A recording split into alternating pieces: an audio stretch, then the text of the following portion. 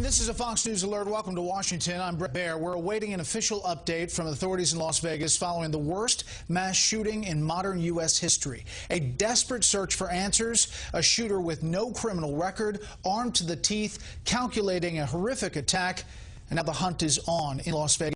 It's not for the suspect, but for a reason, for motivation, for some explanation behind this massacre of at least 58 people in a city where people go to escape the problems of the real world. Some 500 other people were wounded, and doctors are right now trying to put them back together, trying to keep the death toll from growing. Authorities say at this hour they believe the 64-year-old alleged gunman acted alone. They say Stephen Craig Paddock killed himself before they could get to him. As I mentioned, we're waiting this news conference. Let's turn now to Las Vegas as they walk in the room to give an update from authorities live. No, he's about to start. Carla, we're going to leave that door open. Yeah. Okay, where's Carlos?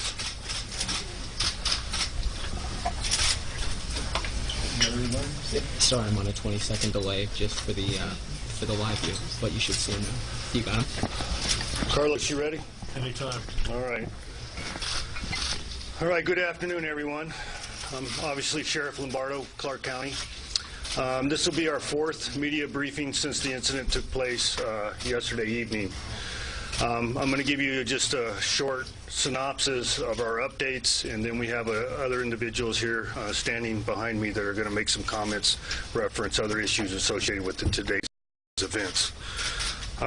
So there's two things we're attempting to achieve. One is we have to finish processing the scenes. We have 3 separate scenes we are working out. Actually, it will be 4 at this point. So we have the 32nd floor, the room at the Mandalay Bay.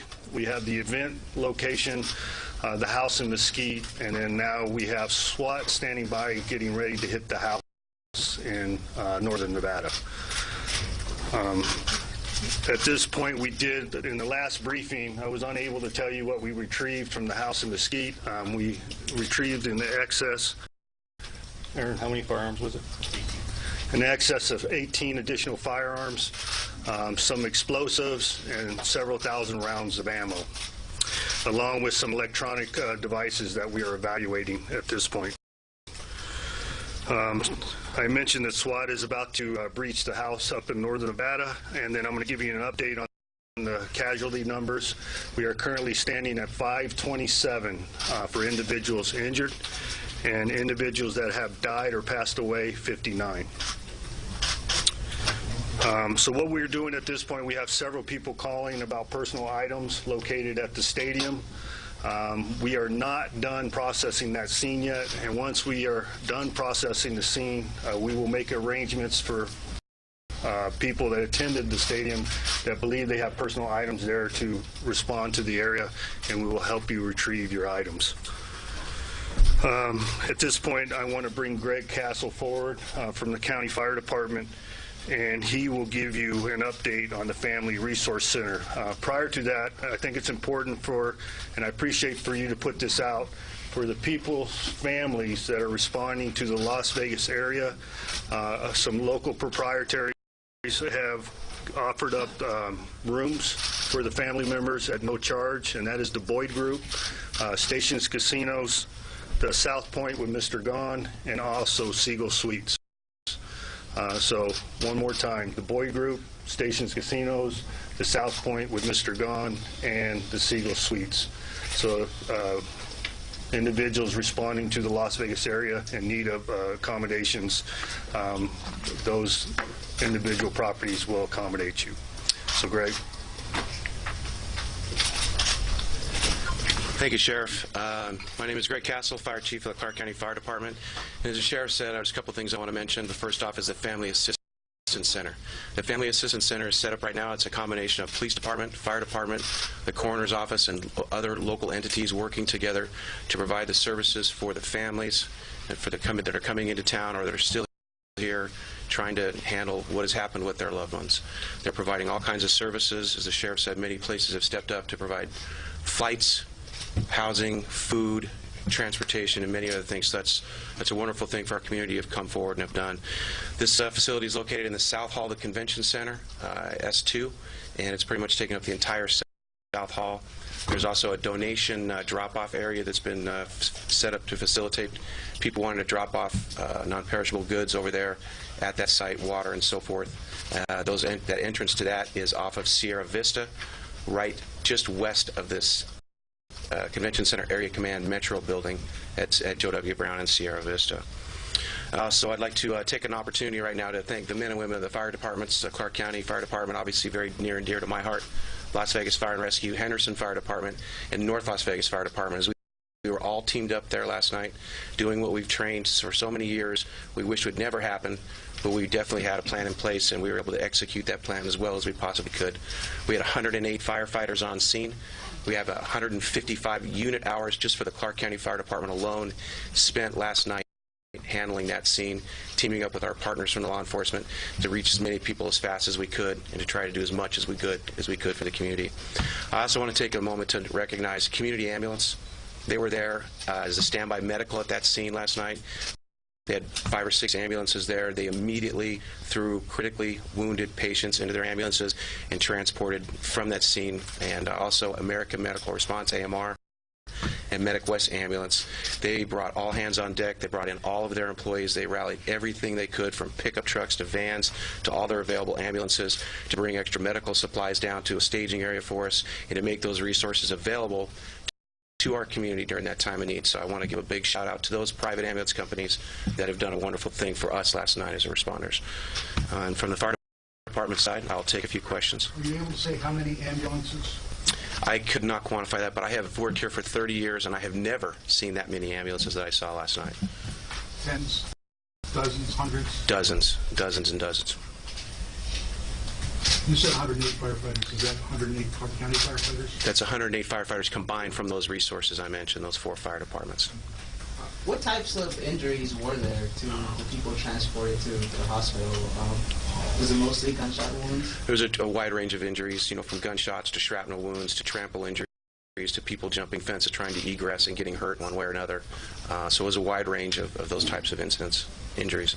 Chief, will you explain or comment or tell us what the staging process is?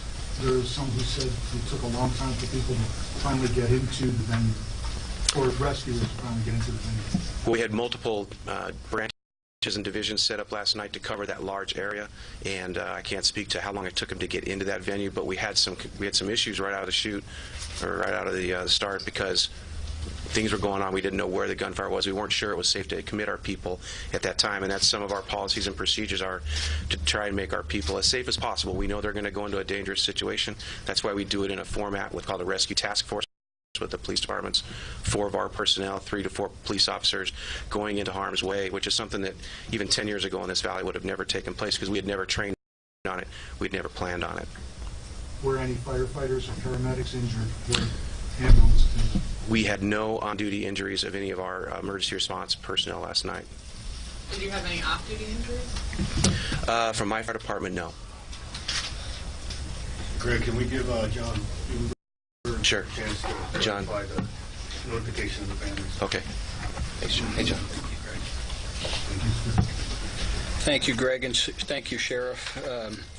Again, my name is John Fudenberg. I'm the coroner of Clark County, and I'd like to first of all just ask that everybody keeps those involved in this incident in their thoughts and prayers, and as well as the first responders, all government agencies, all of us that have come together and working on this incident. Please keep us in your thoughts and prayers, and know that we're working very hard to make sure that we take care of the families who have loved ones involved in this incident. I'd like to take a moment and talk a little bit more about the Family Assistance Center. As Chief Castle mentioned, we have that set up at the Convention Center. We're fully operational right there, right now, and we've met with multiple families. We're continuing to interview the families, and the goal of that center is to provide families information about the identification of their loved ones, and as importantly, to collect information from them so we can make the identifications as fast as possible. So we're working very hard at making those identifications out of respect for the family, I'd rather not go into any details about the decedents or their injuries at this point. I'm available to answer any questions that anybody may have. Yes, sir. Is the Clark County Coroner's Office equipped to handle these many bodies, or has there been an issue with that? Well, I would like to say we're about as equipped as anybody in the country. I don't know that anybody can be fully equipped to handle this, but we've gotten support through grant money and our county commission through the years. We've trained and we've exercised, and we're putting that training and exercising in place right now. And I think our staff, along with the police departments and fire departments, are doing a heck of a good job in handling this, all things considered. Have all the fatalities been removed from Yes, the sir, scene? Ken, go ahead. You have to ask, do you have enough space at the coroner's office for 59? We do have enough space right now, yes. Have Sir? all of the fatalities been removed from the actual shooting scene itself? As of right now, all of the confirmed fatalities have been recovered, and they have been transported to our office, yes. Of the 59 deceased, does that include the shooter or not? I believe that includes the shooter, but again, that number could be fluid. So, you know, that number unfortunately may go up, and I don't want to give an exact number and confirmation at this point. It does not include the shooter. It does not. Okay. Thank you, Sheriff. How's your staff? How are you handling this? You know, I think we're handling it about as good as could be expected. I think everybody in this room, everybody in our county right now is suffering as a result of this tragic incident. So I appreciate you asking, but I think we're handling it very well, and our staff's doing a darn good job at managing it. Thank you. Mr. Coroner, are you able to assess the type of injuries that led to these deaths? Were they all by gunshot? You know, again, as Chief Castle mentioned, he spoke a little bit about the injuries. I'd rather not speak to the injuries. The families want answers, and I'd prefer, out of respect for them, to give them the answers before we make those public.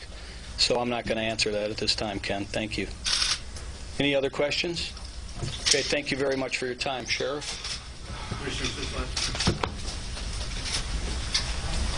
Thank you once again for being here and spreading this information to our community. I want to reiterate what I said earlier, and I want to pay a special shout out to the Sheriff and Chief Castle and the men and women, our first responders that are there. And as I said previously, when you see one of these men or women in their uniforms, please tell them thank you. They went in when everybody was running out, but for the fact that their selfless actions, we would have hundreds more casualties than we are currently facing. There's no doubt in my mind. I was on the crime scene. It's horrific, and these folks did an absolutely incredible job, went above and beyond.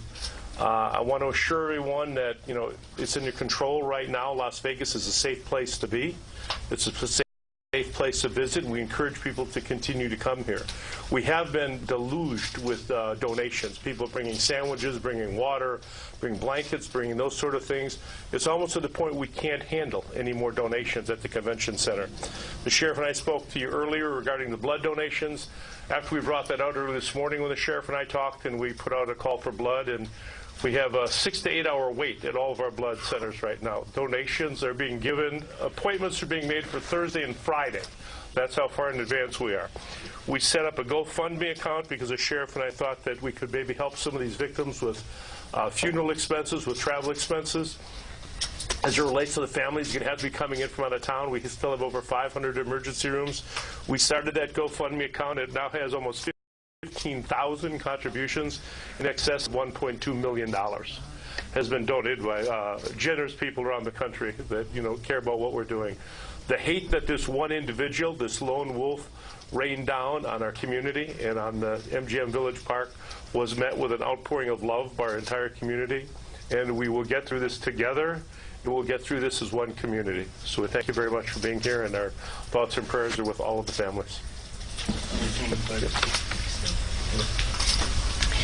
Well, thank you very much. I'm Dina Titus. I represent Nevada's 1st District, which includes the fabulous Las Vegas Strip and the scene of this horrendous act. So many times I have welcomed people to Las Vegas conventions or special events, never imagined that I would be standing here trying to offer solace and service to those who would be harmed or killed by such an act.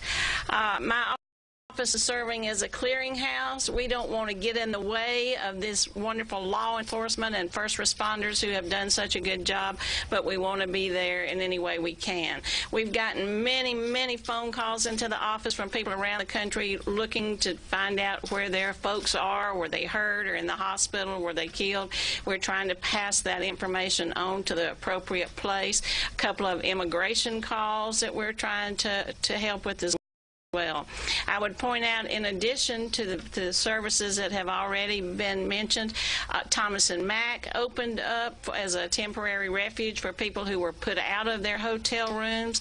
The Clark County School District has offered its counselors to the public if they are needed. We were contacted by Airbnb. They are also offering facilities to anybody who needs to come into town to see about family members. The community is stepping up. We heard acts of heroism, off-duty police officers helping people shelter, pointing out where they thought the shots were coming from. A friend of one of my staff members was being trampled. They were running out. Somebody grabbed them, pulled them into a van just to be safe, a total stranger. We were standing on the corner outside of UMC, and a car slowed down and said, "Where can we go to give blood?" That's the kind of community that we have here. Las Vegas is resilient, and with everybody pulling together, we will get through this. So thank you very much to law enforcement, first responders, our fire department, those medical personnel who were taking care of people in the parking lots of hospitals. Everybody stepped up, and we can't say thank you enough. Congresswoman Rosen. Thank you. I'm Jackie Rosen, and I represent Nevada's 3rd District, just right outside the Las Vegas Strip. And I reiterate what everyone said here, our first responders, our hospital staff, our hotel staff, firefighters, ambulance, police. And I stand before you not just as a congresswoman, but as a mother, a daughter, a sister, a friend, and a member of this community. And like Congresswoman Titus said, we are a strong community. We know how to fight, we know how to be resilient, and we know how to pull together, and that's just exactly what we're going to do. So today we're going to come together with all of our community partners, our hotels, Airbnb, our Lyft and Uber, our taxi drivers. We're going to do everything we can to support the victims, their families, and we're going to move forward, and we're going to do it together in strength. So I appreciate everybody's support that's helped us. Again, thank you. Sure, thank you. And not a lot to add to what's already been said here. United States Senator Dean Heller, but what I do want to add is that we'll never forget October 1st, 2017. Think about that. October 1st, 2017 will be a day to remember here in Las Vegas. And it's a day that we'll remember for years to come as we remember and think about how dangerous this world can be. I'm very grateful to the Sheriff's Department, all the first responders, and everything that they've done. The help and the support from people around the country, the number of phone calls that we've received, the condolences that are flowing into this community is second to none. And I want to thank our whole congressional delegation for working together, linking arms, and trying to move this community forward. Nevada is strong. Nevada will remain strong. We'll get through this. We'll all do it working together. Thank you.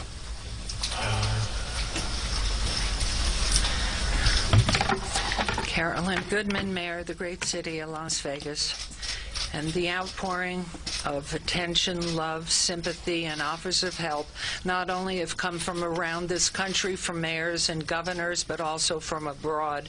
And we want to thank, for sure, all of the law enforcement and first responders that have come in from other parts of the state, as well as from Los Angeles, to help us out here. The number of people that have come and gotten in line to give blood has really become an issue that we're going to learn from. We haven't been able to keep up with it. People are frustrated.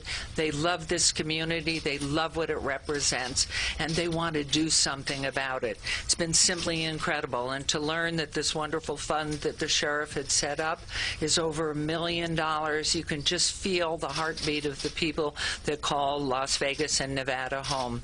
most especially in talking, and I spent last night in the hospital at UMC and over at Valley to talk to some of those who were less seriously injured, how confused they were about the issue there, because as you know, when you go to one of these outdoor entertainment and even the inner side, the arena ones, you're usually given a bracelet identification.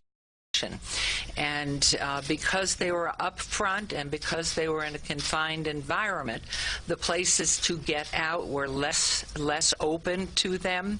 But the sounds and talking to the patients, hearing different sounds because they're thinking it's fireworks or it's part of the technology of the music that's being played, they could tell me that they were thinking it was coming from different areas. And the fact that our first responders and law enforcement acted so quickly, so professionally, and attended to the need right then and there, and were able to get up into the Mandalay Bay in 4 minutes is simply an incredible feat.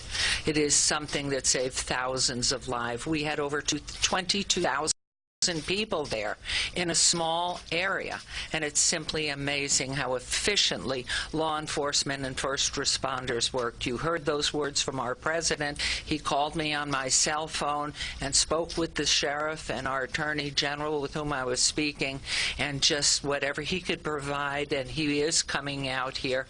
The question is, what can be done? People are asking, emails are coming, phone calls are coming in, and I'm sure everyone that's standing here has received them. This is a remarkable community of people who are involved, who do care. And this heinous crime, this maniac, could do such destruction to so many people. We even lost one of our members at our city hall. And so it's a very difficult time. While the sun is shining in Las Vegas, it is a very dark and black day. And as I'm sure that was said, October 1st, 2017 will be one of the darkest days ever, and hopefully never again. Thank you. Thank you, Sheriff. And thank you, law enforcement and first responders. Simply unbelievable. Tonight at 5 o'clock at City Hall will be the first of, I'm sure, several vigils. 5 o'clock, City Hall. Pastor Troy will be leading that, and I'm sure there'll be many others. This is a loving and caring community, and I'm proud to be its mayor. Lieutenant Governor. Thank you. I'm Mark Hutchison, Lieutenant Governor of the great state of Nevada. The governor was here earlier and said that this has been our finest hour as a state. It's been our finest hour as a city. It's been our finest hour, I think, among our finest hours as Americans. If you were taken into UMC Medical Center, the trauma center there, and you were alive, you're still alive today. You're still alive at this hour. The amount of skill and professionalism that was shown by those doctors and those nurses and those medical professionals is extraordinary. It's something that we can be very, very proud of.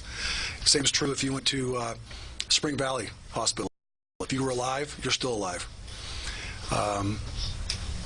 Could not be prouder of those men and women who saved so many lives in Las Vegas today, and who saved so many lives in Las Vegas last night. As I went into these hospital rooms throughout the day, as many of my friends and colleagues behind me, and they are my friends and colleagues, and they are true Nevadans and true Americans, they heard the same stories that I did. These heroic efforts of ordinary people from all over this country. I'll tell you how personal it is.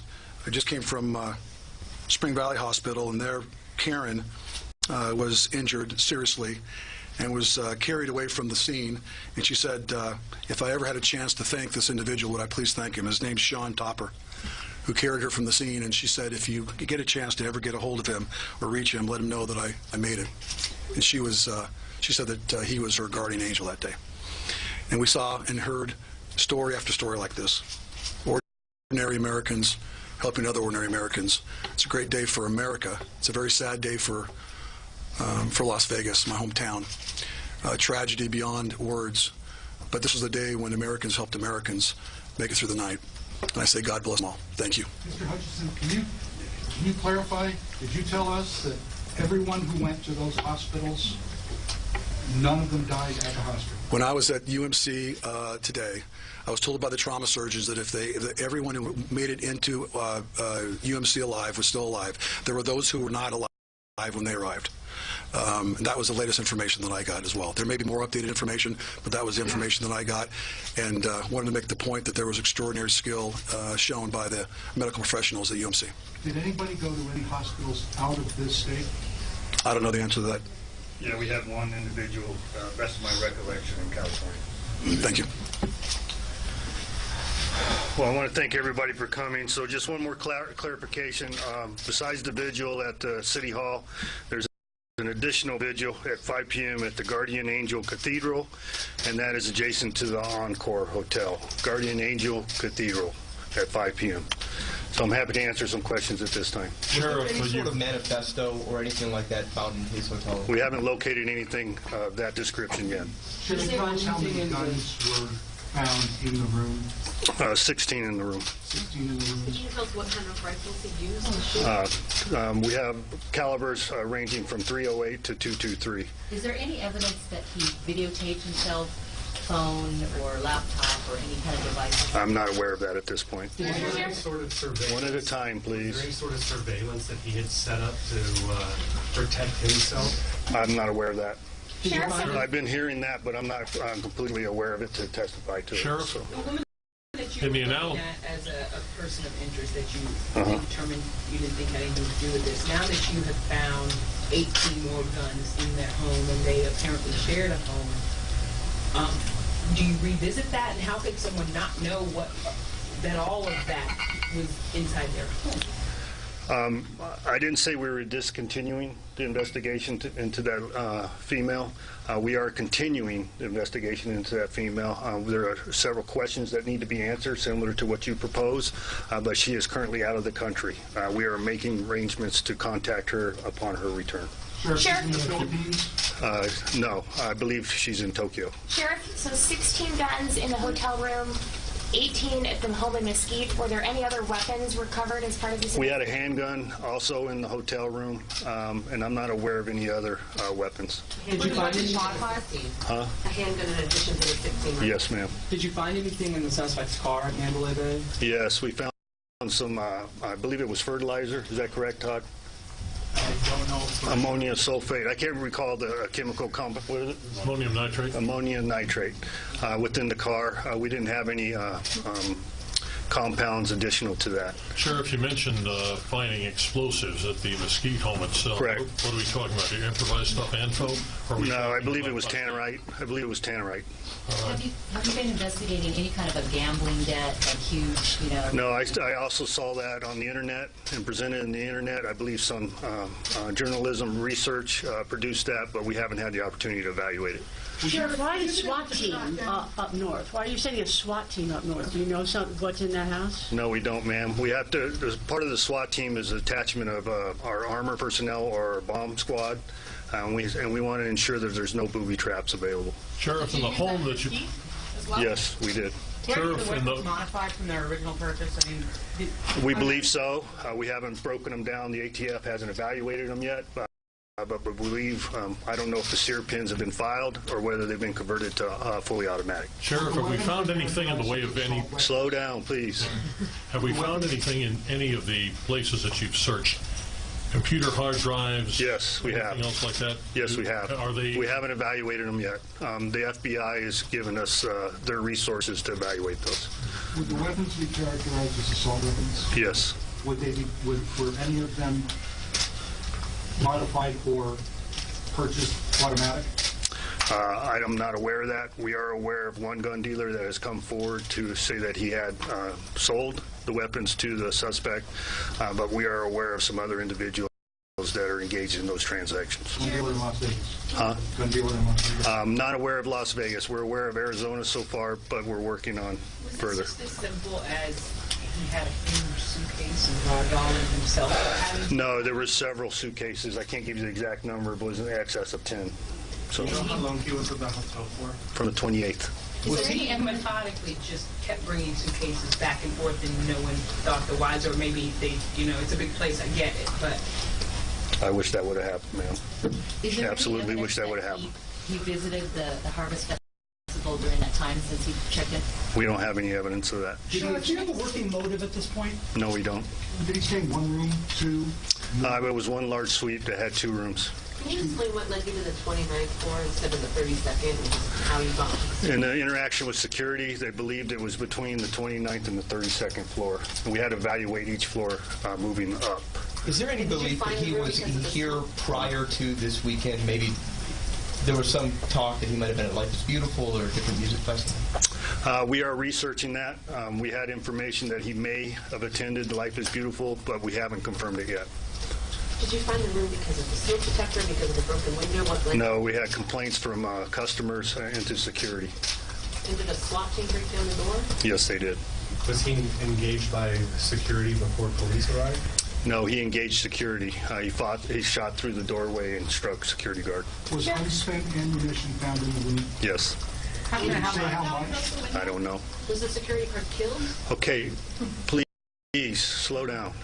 Okay, I don't think as fast as you. Was the security guard killed when he was shot? No, he wasn't. He was shot in the leg. Sheriff, there are reports the shooter might have been employed by a federal agency. Is there any truth to that? I can't confirm that or deny it. We are still evaluating that. Sheriff, it might be a little soon to broach this idea, but are you and some of the casino owners and the property owners starting to think about plans for reevaluation and enhancement of security? Target hardening, absolutely. That's a continual conversation. Recently, everyone is very aware of the Ballard project, and that was the intent to prevent any harm associated with that. So target hardening, evaluating customers will be a continual basis. Can you expand on the relationship between the man and his roommate? We believe they're, my understanding, they're boyfriend-girlfriend. Sheriff, what's the distance from the room to where the shots landed? I would measure by sight, just through my hunting background, in excess of 500 yards. Did he use scope? He had scope on some of the rifles. And did he use multiple rifles during the assault? Yes, he did. I don't know whether he used all of them or not, Ken. I don't know that yet. We have to break them down and evaluate them. Sheriff, I moved from the airport, and they had a witness who said an officer shielded them. I just want you to expand on the role of your officers during this emergency and let us know how they're doing too. Yeah, I mean, that's a very difficult question. Well, it's not difficult. It's a very hard question for me to answer because of what they did, the heroic acts. Quite often we're the ones that go in when everybody's running the other way, and then in case in point, this event, that's exactly what occurred. And we asked the officers who are well trained to address these type of events, active shooter events. But this is different than anything they've trained for because the active shooter is unreachable. So our intent is life safety. That's our first priority in law enforcement, and I'm very proud of what our officers did. You heard earlier 4 minutes. Was it 4 minutes? I couldn't give you, I don't even want to guess on a time, Ken. You probably do a better job than me with the evaluation of the video. Has ATF given you a timeline on when they can expect the traces to be done, and what are you expecting to learn from them? I believe that in short order. I'm hoping we'll get that. Aaron, you have any timeline on that? I would anticipate in the next day or two. Sheriff, ISIS is still claiming responsibility for this. Good for them. Evidence of that? Huh? You have anything? No, we have no evidence of that. Sheriff, when he was engaging with your officers, was there anything said? Did you yell anything? I'm not aware of anything. So we do our standard announcements before entry. Sheriff, you mentioned tannerite was found in the vehicle. Can you explain? No, not in the vehicle, in the home. Excuse me, in the home. Can you explain a little bit more what exactly that item is, what it's used for? Is this the explosive that's used in exploding targets? Yes, exactly. You could buy it at any gun store. I don't know what the regulations is on amount. I don't want to give you a bad amount, but it's available, commercially available. Did you say how much was found at the house? No, I can't recall. I was told, but I can't recall. Sheriff, do you have any... Several pounds. Sheriff, do you have any information that he frequented Las Vegas often or were scouting out locations in the weeks leading up to this? No, ma'am. Other than what's possibly been presented with Life is Beautiful, and he does live in close vicinity of Las Vegas in excess of a year, with that being in Mesquite. Does that Players Club card that was found in there give any indication that he was familiar with that specific hotel? No, because the Player Club's card did not belong to him. Do you have evidence he stayed at the Mandalay Bay before? No, I don't. I'm not aware of it. Some of the folks in Mesquite don't seem to know who he is, think he might not have actually held his primary residence there. He's got the house up in Reno. Do you know where he actually physically lived? I believe it was Mesquite. I think I saw a posting, depending on the accuracy of the internet, that the neighbors were familiar with the individual, but he was reclusive. Can you walk us through it all from the minute that the shots rang out to how you guys got to the hotel room? Just to plan. No, all the officers. This will be the last question for you. All the officers were assigned to the event. We do have officers that were assigned for other events inside the Mandalay Bay as a matter of weekly practice, specifically the nightclubs. But I'm sure they were not aware of what was taking place, similar to the officers at the event. Officers took it upon themselves to help the customers exit the grounds, and some officers took it upon themselves to immediately go to the Mandalay Bay. There was a team of 6 officers that approached security. They went up the elevators after discussing the situation with the security and obtaining intelligence, and they checked each floor by floor until they located where they believed to be the room. Subsequently, they approached the room, received gunfire, they backed off, and SWAT responded. There was no smoke alarm? I don't recall a smoke alarm. So thank you very much. I appreciate everybody's time and your patience, and we will update you later this evening. Todd, do you have a time you want to update them? 7 o'clock, 7 p.m. We'll shoot for 7 p.m. tonight for updates of any new information. Is that clear, Sheriff? Yes, sir. Thank you. Thank you. Sheriff Lombardo of Clark County briefing about the latest details of this investigation, as well as we heard from a host of other officials on a number of things. Just a quick recap. The official death toll now stands at 59. That does not include the shooter. 527 wounded, being treated at 5 area hospitals. There were 19 guns found in a home that in Mesquite, Nevada, along with explosives, several thousand rounds of ammunition, and electronic devices, according to the sheriff. 16 guns found in the room and 10 suitcases, likely with ammo and other material. There is another home in northern Nevada that the SWAT team is getting ready to go into, along with a bomb disposal unit. The positive sign from authorities on the ground is that blood donations have been outpouring lines around the blocks as hospitals are desperately in need of blood. They've also seen some money coming in as this investigation continues. You heard the Q&A there. Let's go to the scene. Trace Gallagher joins me on the ground there, and here in studio, Catherine Herridge, the latest on this investigation. Trace, if you look and listen to everything that was just laid out there about this guy who doesn't have a criminal record, who's 64 years old, he clearly had a planning ongoing for some time to have this much material ahead of this shooting. And they're going back and they're looking at all the surveillance video from Mandalay Bay now, Brett, to find out how many times this guy came back and forth and how many suitcases. You mentioned 16 guns inside the hotel room in Mandalay Bay. The sheriff also said there was a handgun on top of that. What he didn't really understand or tell us was the number of AR-15 assault weapons that were in there. We have been told there were at least 2 and that they had been modified to become fully automatic weapons. The sheriff did talk about the calibers, the .308 and the .223, meaning the guns were actually modified to shoot higher caliber weapons to do more damage, to go after and kill and maim more people down below. But as you say, when you're talking about this type of extensive planning, a man who spent 4 days inside this hotel room brought numerous suitcases up, numerous weapons up, took hammers and knocked out the windows of this 2-bedroom suite. He was looking directly down on the venue, and not just from one angle, Brett, because it's a little deceiving. The windows are actually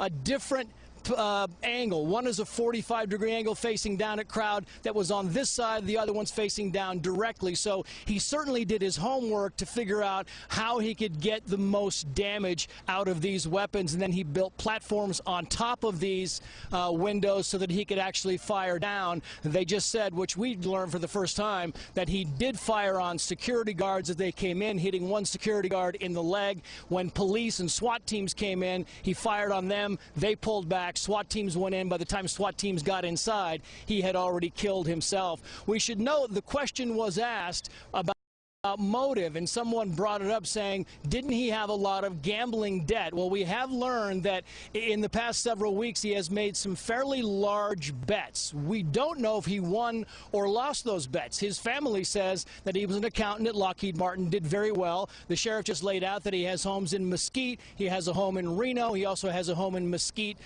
Texas, and one in Florida, and his family says that he has done very well over the years. So was money a factor? Was gambling a factor? Because we, 18 hours after this shooting, Brett, still have no idea what his religious affiliation is or his political affiliation, but his family says he wasn't big into either of those. Yeah, Brett. the brother, Trace, saying he was a multimillionaire, real estate investor, heavy gambler. Again, no criminal record. Catherine, interesting, the question was asked about the girlfriend who's out of the country. Yes. We thought she was in the Philippines. The sheriff saying she's in Tokyo, and they're not done with that part of the investigation. Also, the gun dealer, one of them came forward from Arizona, who said he sold some of the weapons to this man. I'm glad you picked up on this girlfriend, Mary Lou Danley. That seems to be one of the significant shifts in the way that authorities in Las Vegas are discussing her. Earlier today, they seemed to indicate that she had no part in this attack, but now they're saying that there's currently an ongoing investigation. She is out of the country. They're waiting for her return. Before I came to the studio, a law enforcement contact said to me that they do have the ability to question her by one of their legal attaches overseas, but they seem to anticipate that she would willingly return to the United States and take questions. And quickly, we had ISIS twice today claimed Correct. that Paddock was a soldier for them and had converted to Islam. The authorities are not saying that there is a known motive yet. They're not ruling out anything. Earlier they said that there was a lone wolf situation. How unusual is it for ISIS to come out like this Well, twice? one of my counterterrorism contacts who does a lot of collection for the U.S. government said this is a really perplexing situation. You had that statement of responsibility from ISIS earlier in the day, providing no evidence, and then you had the second statement almost doubling down on some kind of connection to the shooter, Paddock, but then again offering no evidence. When we look at ISIS's pattern of activity, they have claimed responsibility for attacks in the past that have simply been bogus. You think back to the attack on the Philippines on that casino. So they have had a track record for that, but really the electronics are going to tell us the whole story, and the FBI is going to do a full forensic scrub on his possessions. And plus all of that material. Catherine, thank you. Trace, thank you. President Trump will go to Las Vegas the day after tomorrow. He made a relatively short and somber address to the nation this morning. Let's check in with Chief White House correspondent John Roberts tonight on the North Lawn. Good evening, John. Good evening, Brett. The president did a number of things today. He and the First Lady led a moment of silence out in the South Lawn. The president ordered all federal flags to half-staff, and he wasted no time early this morning addressing the shooting. It was an act of pure evil. An act of pure evil. How the president described the mass murder of nearly 60 people at a concert in Las Vegas last night. Hundreds of our fellow citizens are now mourning the sudden loss of a loved one, a parent, a child, a brother or sister. We cannot fathom their pain. We cannot imagine their loss. To the families of the victims, we are praying for you, and we are here for you. It was the first such event on President Trump's watch and the worst in modern U.S. history. The president seeking to calm an anxious nation and comfort the survivors. We call upon the bonds that unite us, our faith, our family, and our shared values. Our unity cannot be shattered by evil. As she began the daily briefing today, a visibly emotional Sarah Sanders talked about acts of heroism as people helped each other, sometimes at the cost of their own lives. The memory of those who displayed the ultimate expression of love in the midst of an unimaginable act of hate will never fade. Their examples will serve as an eternal reminder that the American spirit cannot and will not ever be broken. The shooting prompted messages of condolence from world leaders, among them the UK's Theresa May, who called it, quote, a completely senseless and cowardly attack. Italian Prime Minister Gentiloni, who said, quote, we all have in our minds and hearts above all this horrible slaughter that took place last night. And the Thai Prime Minister, who was visiting the White House today. Express my condolences to those victims and family of the shooting incident in Las Vegas last night. President Trump announced today he will travel to Las Vegas on Wednesday to meet with survivors and friends and family of the victims. Very sad moment for me, for everybody, no matter where you are. no matter what your thought process, this is a very, very sad day. Tomorrow, the president will travel to Puerto Rico to survey the federal response to Hurricane Maria. We're going to be seeing all of the first responders, the military, FEMA, and frankly, most importantly, we're going to be seeing the people of Puerto Rico. It's been amazing what's been done in a very short period of time on Puerto Rico. Among the officials he is expected to meet with, San Juan Mayor Carmen Yulín Cruz. After Cruz criticized the federal response, President Trump accused her on Twitter of, quote, poor leadership, lumped her in with, quote, politically motivated ingrates, and claimed she has, quote, now been told by the Democrats that you must be nasty to Trump. Cruz said she'd be happy to meet with the president and seemed to have shifted her opinion of the federal response. I've been quite complimentary of the people from HHS and FEMA. Their heart is in the right place, but we have to cut the red tape. While most Puerto Rican officials have praised President Trump for sending in the cavalry, criticism followed the president to Liberty National Golf Course yesterday. While presenting the President's Cup, a man in the crowd shouted that the president didn't give a blank about Puerto Rico. The president either didn't hear or ignored the remark. San Juan's mayor continues to insist that now is not the time to talk about Puerto Rico's financial problems or the cost of rebuilding. But with some people, Brett, looking at the federal disaster response as a down payment on a bailout, the president wants to make sure that he keeps the focus on disaster relief. Brett? John Roberts live on the North Lawn. John, thanks. Let's get some analysis of what happened, the response both in Las Vegas and throughout a very shaken country tonight. Senior political analyst Bret Hume is here. Good evening, Bret. Your thoughts on the president's speech and reaction post? Well, the danger of a hideous atrocity like this is that it might further deepen the divisions in the country already badly divided, riven by political divisions.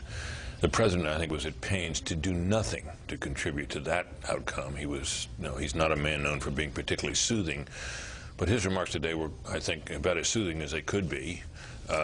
And he did not go to battle stations, as so many others seem to have done, on any issue, guns or any of the rest of it. But he seemed to me to try rather to tap into the uniting sentiment that people feel, feelings of grief and horror and shock at this ghastly massacre. And so I think that's what we would have hoped for from him, and I think most people would look at what and listen to what he said today and think it was just right. You obviously have some politicians, including Hillary Clinton, tweeting out about doing something, putting politics aside and standing up to the NRA. Others have been more bold in statements today. Thoughts on that, as we definitely are going to have another policy debate? Well, we are very early in our understanding of what happened here. I mean, you listen to that news conference and you could tell it's the early stages of this investigation, which is proceeding on a multiple set of fronts. You know, we have the woman overseas, we have the man's house, we have the suite. We have all this we don't know. His own brother's remarks suggest that his brother had no idea that he was capable of anything like this, or that was even in the offing in any way. So there's too much we don't know. And you have to ask this question, Brett, can we not have a day in which we mourn this horrible thing as a nation? We feel sympathy for the victims. We mourn their loss. We feel pride and indeed admiration for the people who rushed to try to salvage this situation to the extent possible, the lives that were saved, even perhaps lives that were lost, before we engage in some very divisive debate over an issue on which there's been no agreement in this country for a very long time. Brett, as always, thank you. Thank you, Brett. One of the top lawyers for CBS has been fired after tweeting that the Las Vegas victims do not deserve sympathy because country music fans are often Republicans.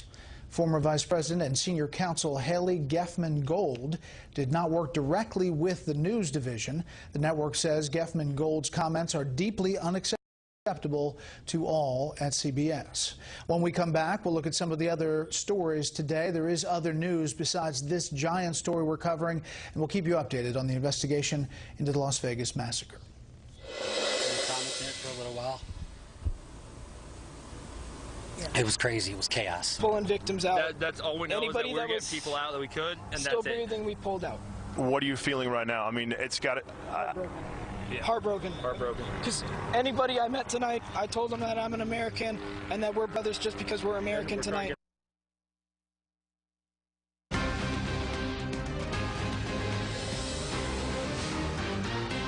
No panel tonight, as we'd like to bring you some of the other top headlines today. The prosecutor in the trial of the alleged Benghazi attacks mastermind says the suspect despises America and organized the strike when his hatred boiled over. Ahmed Abu Khattala is accused of the deaths of 4 Americans, including Ambassador Chris Stevens. He has pleaded not guilty. Opening statements were heard today in federal court here in Washington. Catalonia's president says the regional parliament plans to declare independence in the next few days. This comes following a violent crackdown by Spanish police during yesterday's independence referendum. Correspondent Benjamin Hall has the latest tonight. Violence erupted across the Catalan region in northeast Spain on Sunday as the central government tried to prevent people voting in the referendum. 844 were hurt. The result was a resounding yes for Catalan independence, a wealthy autonomous region of 7.5 million people, including the city of Barcelona. It has its own language, even its own parliament, and contributes 20% of the total Spanish economy. Thousands of people occupied polling stations in order to keep them open. Many tried to block police from interfering, but they were no match. The National Police responded with rubber bullets by smashing into polling stations and forcibly removing ballot boxes. In some cases, the regional police force protected voters against national police, a worrying sign of what might follow. The Spanish government claims the vote is illegal. It has to be done in a legal but also in a democratic way, and that is not the way this thing has been pushed by the current Catalan government. I think they are making a mockery of democracy. People of all ages found ways to vote. There was a 42% turnout, with just under 90% voting to leave Spain. The Catalan leader said the region had won the right to become independent. The result of the referendum is binding. Furthermore, the way the day unfolded, we have earned the right to be recognised, to be respected and heard. The Catalan independence movement has been around since 1922, and after Brexit, many people now see this as yet another step in the splintering of Europe.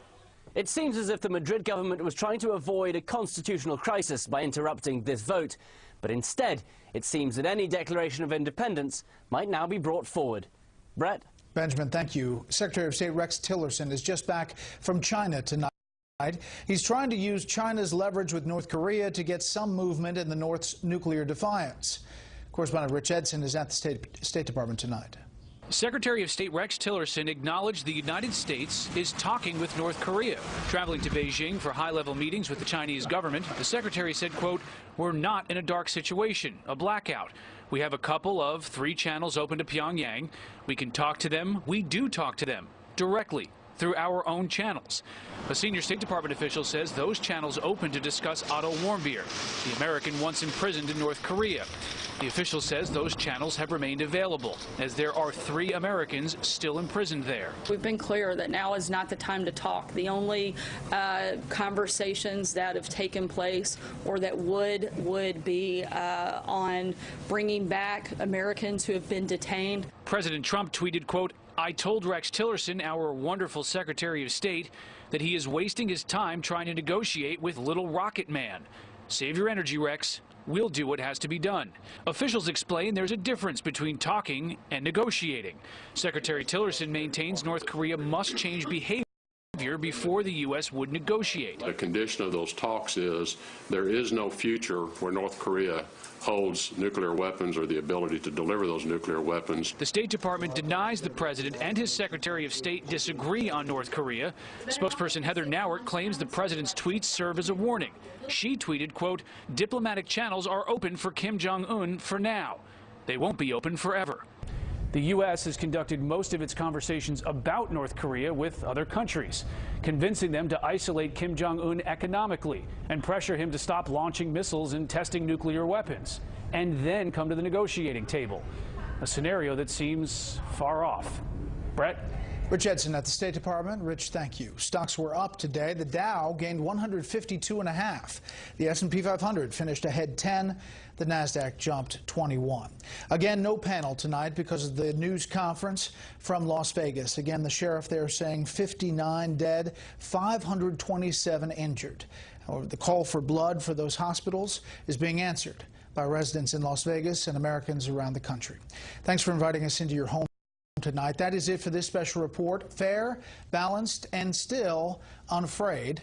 The story, hosted by Martha McCallum, starts in just a moment. But as we say goodnight from Washington, a special thank you to the first responders and civilians on the scene in Las Vegas who helped save countless lives in last night's deadly attack. As we continue to search for answers about last night's evil, we can focus on what we know, the goodness and quick action of so many in the middle of such evil, and the fact that that continues today. We ask your blessing upon us all, but most especially on those who mourn the loss of their loved ones. Have mercy upon all your children who died. We call upon the bonds that unite us, our faith, our family, and our shared values. Right now, we need your truck. We just need to get people over to the hospital, okay? Okay, go ahead, put them all in the back. I had like 6 people in my car, people with shoes, running just to get away. Gratitude for how helpful everybody was with each other, the amount of people that just swarmed around each other to help each other. It is our love that defines us today and always will, forever. My biggest concern at that point, getting the gunshot victims away from the scene. So when you see one of these men or women wearing a badge or members of our fire department, tell them thank you. Their selfless actions saved the lives of hundreds of people. The Gospel of John reminds us that there is no greater love than to lay down one's life for a friend. The memory of those who displayed the ultimate expression of love in the midst of an unimaginable act of hate will never fade. I tried to save a bunch of lives that I could. Everyone pray for those people out here. I wasn't trying to be a hero. I wanted to make sure that I wasn't leaving anybody behind.